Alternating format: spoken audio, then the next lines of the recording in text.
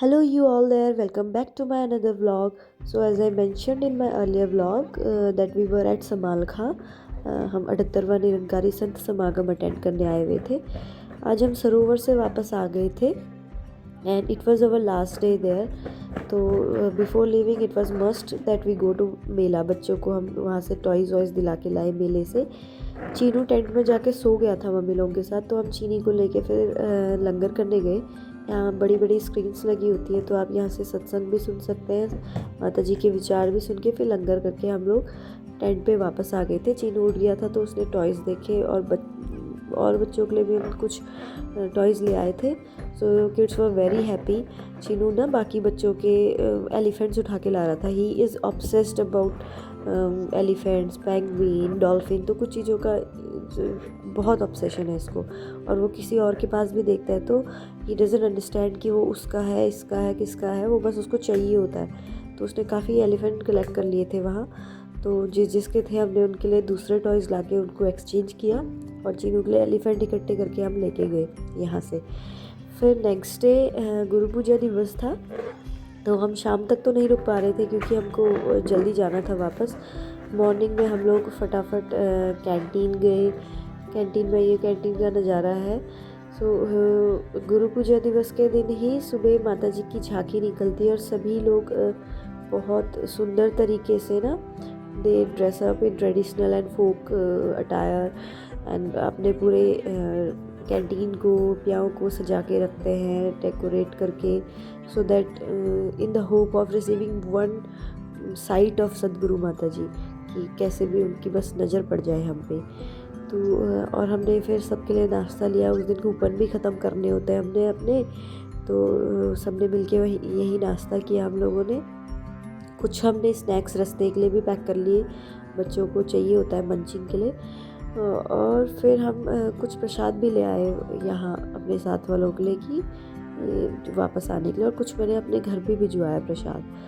फिर जब तक मैं पैकिंग कर रही थी हस्बैंड कार ले आए। सो मम्मी पापा को बाय करके हम लोग निकल गए थे। उनकी बस रात की थी, वो गुरु पूजा अटेंड करके निकलने वाले थे।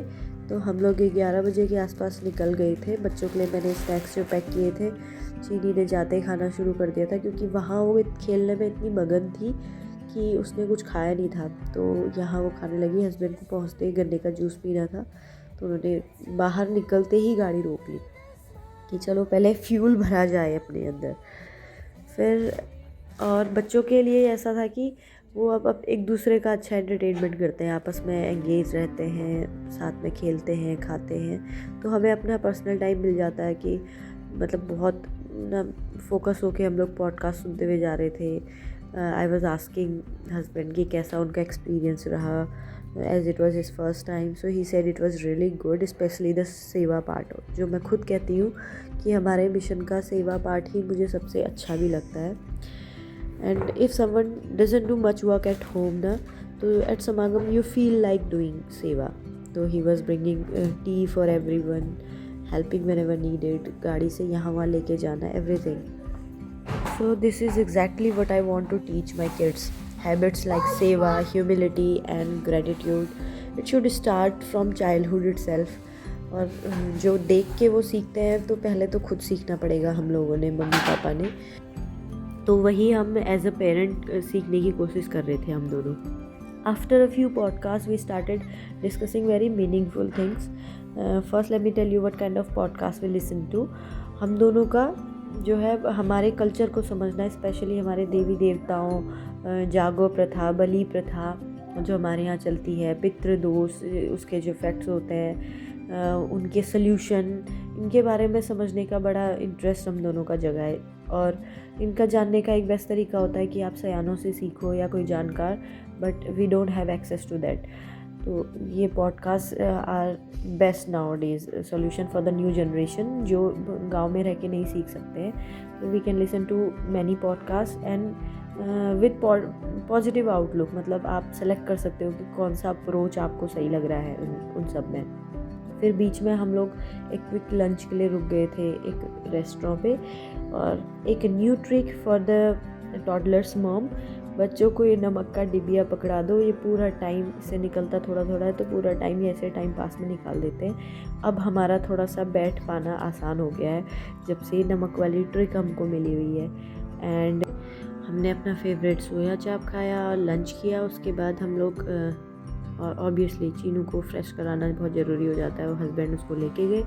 मैंने फटाफट से चारों तरफ से अपने डेकोर को ब्रेन में लॉक किया कि ये बुद्धा वाला आइडिया मैं भी करने वाली हूँ घर आके, कि हेलो तैयार करेंगे हम भी अपने बुद्धा के आसपास।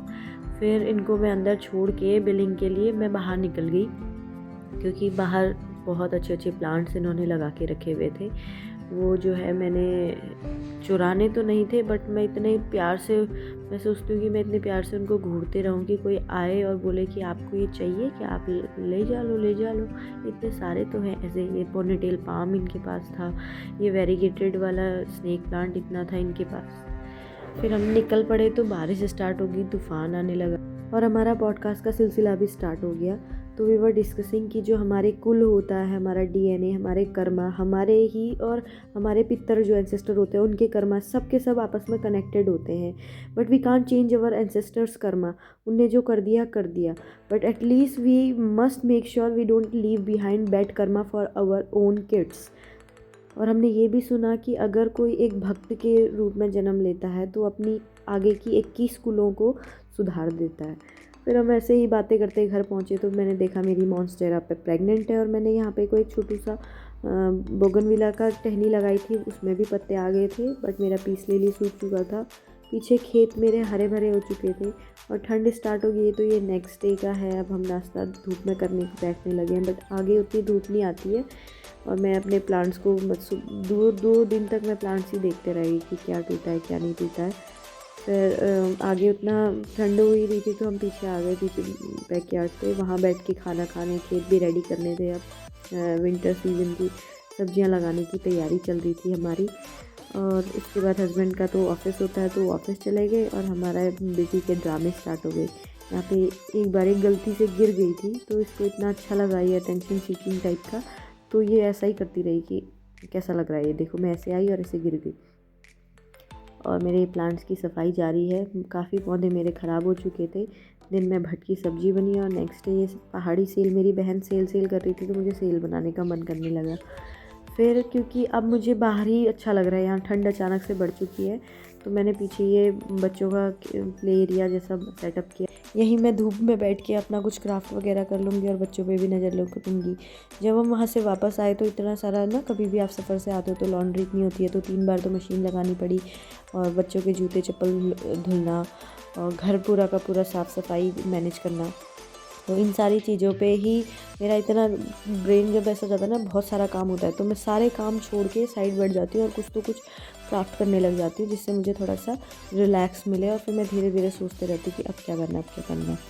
तो आगे मैं यही सोच रही हूँ कि व्लॉग्स इसी तरीके से आएंगे। अब नेक्स्ट व्लॉग जो भी आएंगे आप बने रहिए मेरे साथ मेरे व्लॉग्स में। मैं थोड़ी सी इंसाइट ऑफ माई लाइफ की, थोड़ी सी कुकिंग, थोड़ी सी क्राफ्ट्स, थोड़ी सी पेरेंटिंग, थोड़ा सा मेरा ज्ञान इज़ माई फोर्टे थिंग।